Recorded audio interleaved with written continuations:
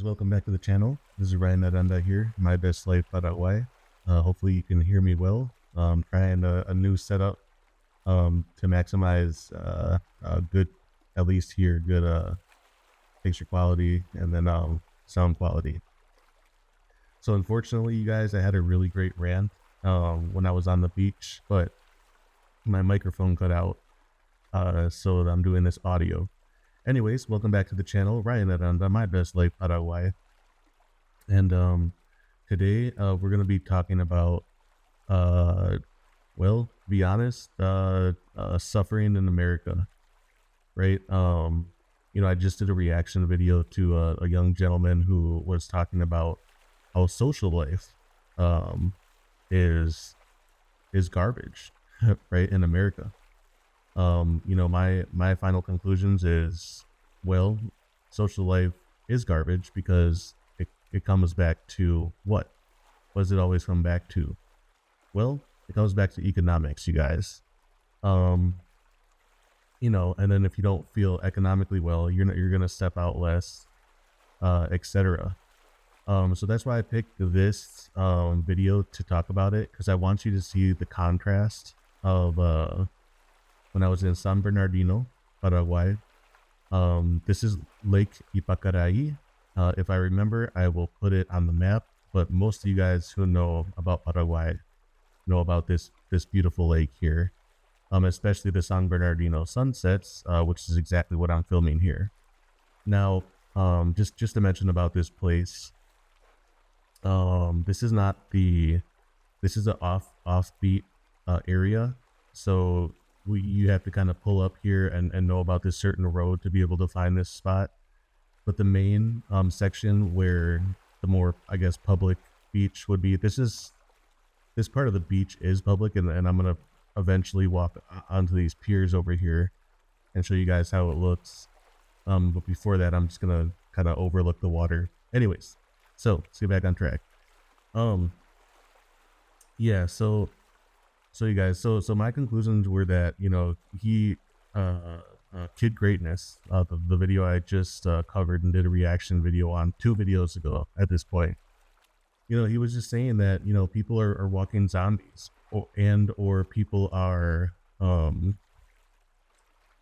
people are just seem dead inside, right? And, I always say that, that's just because people don't have a good projection of life, right? Which really affects your mental state in the present, right? And now some of us try to do things to be able either look for healthy or unhealthy outlets to, be able to deal with the bleak outlook for life, right? Especially economic. So, whether you're seeing kind of walking zombies, whether you, like I said, seeing people kind of float into the darkness, kind of forget that they still have a lot of ability to control their lives if they invest in the right things, and I always say, what are those right things? Well, like I always say, you can play the American game, or you can get residency abroad. At the very least, hold it in your back pocket until you're ready to retire. But, that's the plan B route, which I don't really care for the whole ideology of plan B. I understand that that's a good step to take, but anybody who's younger, and has more years ahead of them, that's not right at retirement age, well, then you guys should try your best, try every single day to get abroad.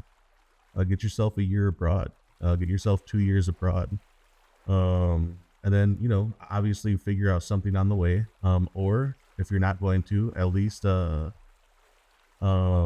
you're living abroad in these lower cost of living countries, you can live well for not very much money. I will talk about cost of living here in one of these next videos of mine, my personal cost of living, but it's a fourth of what it was in the United States of America. Yeah, third or fourth, all things included, right? But even that is wonderful, right? And so yeah, you guys, so yeah, getting back to the overall topic, I know I'm kind of doing another breakdown, but people are struggling. That was my takeaway, right? People could say people have poor social lives, right?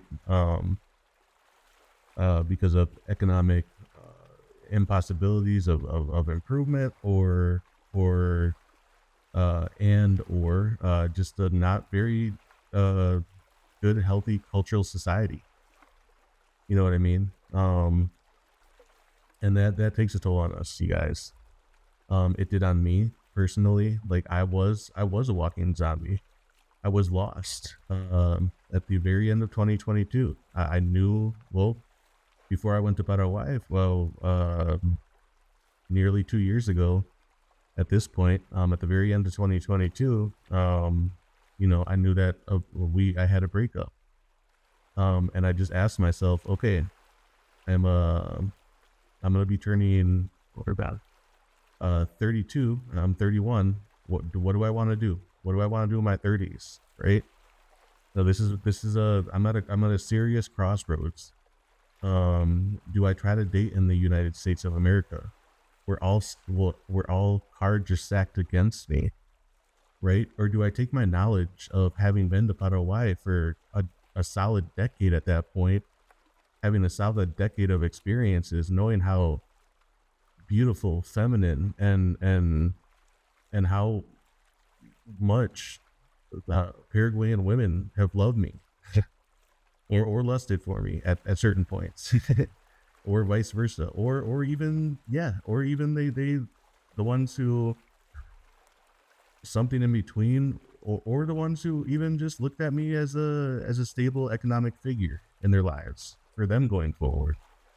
Well, whether it's a mix of all three or one of those, I didn't really care, because at least I knew that, I've known this off of my past experiences, that I was gonna get a woman, right? I was gonna have endless amounts of dating options, especially if I lived in Paraguay and stopped just visiting, right?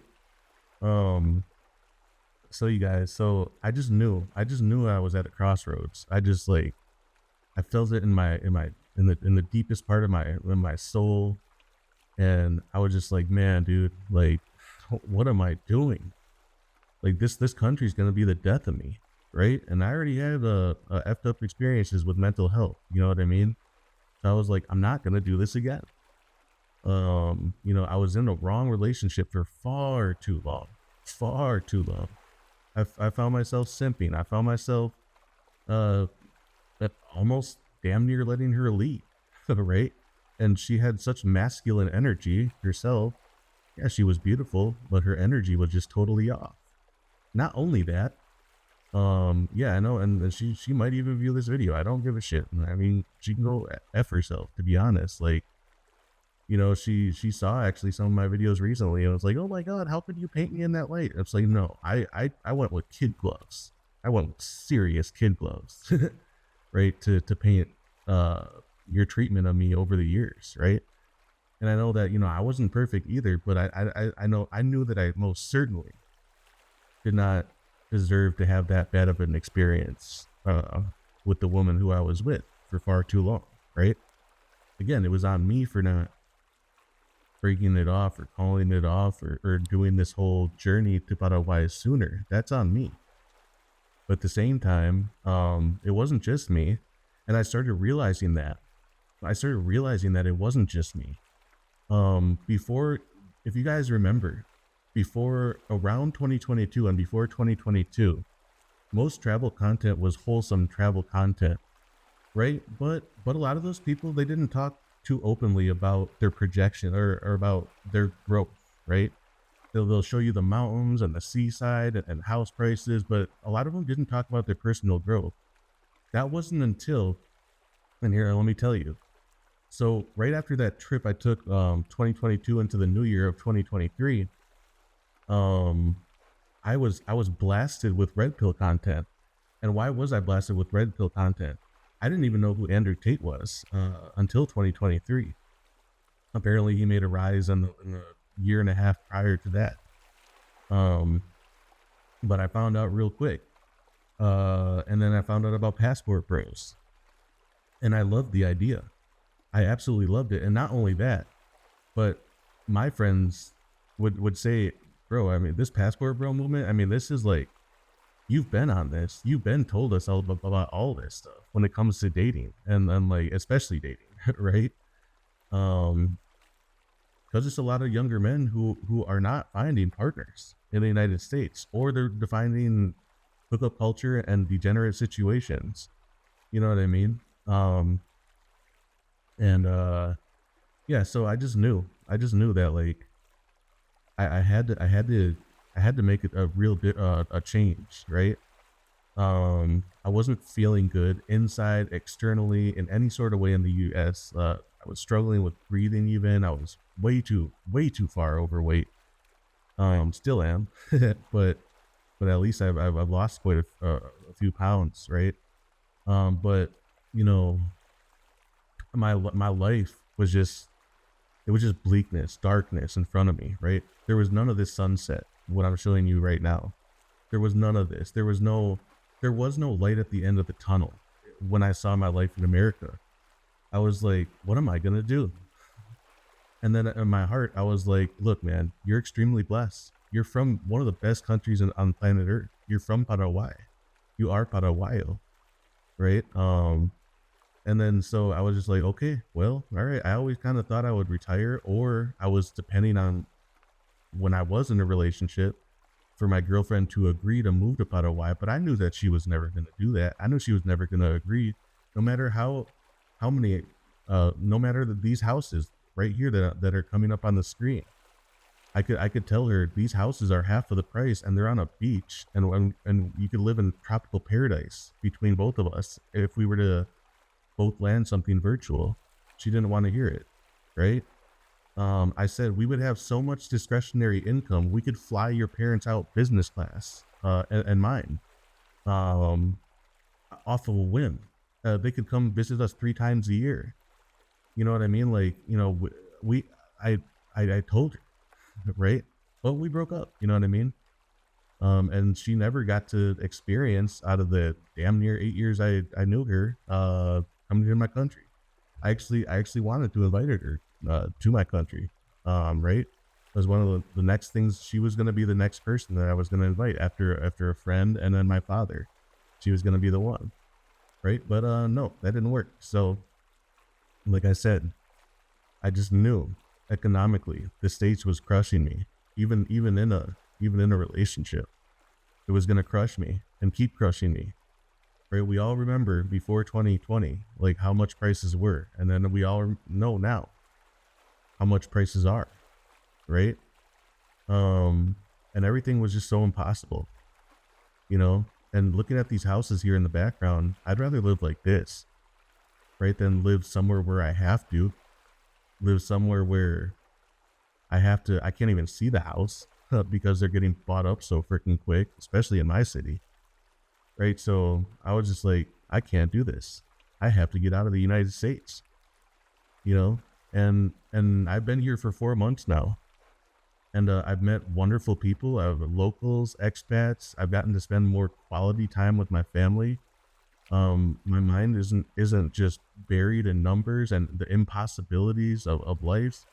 I get to enjoy life a little more, a lot more, and take life slower as it is. And I get to, you know, just be able to take a breath here and there. And I'm not a walking zombie anymore. Not only that, but another subtopic is I had no respect in America. I had zero respect, right? I was an absolute nobody times 10, right? Besides my family and a handful of friends, if I would have left the earth, which I almost did a few times too early, but if I would have left the earth like by now, or before I even started this channel, nobody was going to remember me, right? Like I was just a nothing person, right? And far too many of us are. And then I started gaining respect. You know, there's folks, there's you wonderful folks who think that I have something to offer you guys because of my experiences or my knowledge of my country. my cultural awareness, my experiences with dating, my experiences with family stuff, culture, etc. You know, and then so like it's really flattering of me that you guys hit me up for consultations and keep hitting me up for consultations, you guys.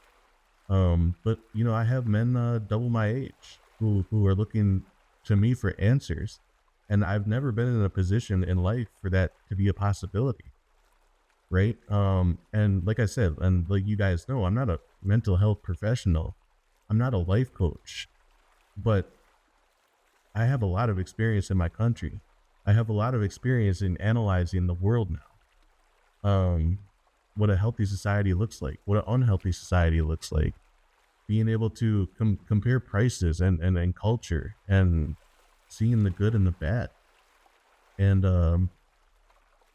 I've been enlightened uh, before this trip, but especially on this trip too, or this when I'm now living here. I mean, I got my dog right here to the side, and he's just chilling. Um, and I'm a man who had a dog and a dream. I was a man with a few dollars in my pocket and a dog and a dream, right? And I'm here and Paraguay, and I get to do things like this. I hired my driver Rosa, um, who who's willing to take me around to small towns, etc. And I throw her a bit of money, and then she's my personal driver for the day, and you know, um, I'm able to film a few towns here. I'm gonna actually put these out of order. This is gonna be the first one, and before this, I walked through Kakapupe, our religious city, a very, very tranquil, wonderful town, right? Um, and I get to have experiences like that in America. If you want something equivalent, I mean, you have to like number one have a car to be able to go to these small towns, pay extraordinary amounts of price for gas money. And even small towns are expensive to do simple things like have a beer, have an ice cream, especially for two people. I mean, you could be talking 20, 40, 60, 80, $100. Like here, for everything, I paid well and under, I want to say even like 50 bucks for everything on this day. Two towns, transportation, food, everything. You know what I mean? So like, I'm able to enjoy life, and that's what I'm gonna leave you guys with here. Um, Try your best not to be one of these suffering people back in America. Try your best to get out and to find your soul and your purpose again abroad, especially if you're a man. Okay, take care, you guys. Ryan Aranda, my best life Paraguay.